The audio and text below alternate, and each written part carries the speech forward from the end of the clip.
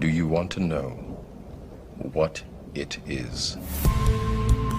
It is the world that has been pulled over your eyes to blind you from the truth. Like everyone else, you were born into bondage, born into a prison that you cannot smell or taste or touch. A prison for your mind.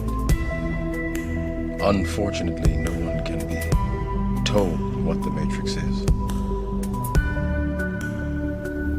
You have to see it for yourself.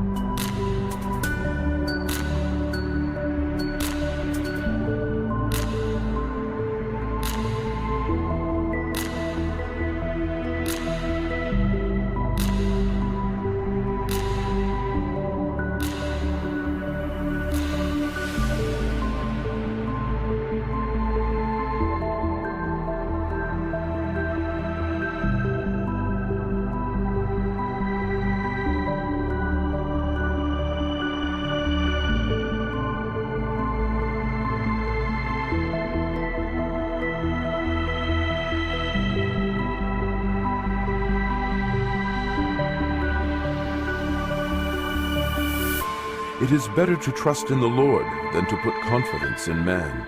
It is better to trust in the Lord than to put confidence in princes.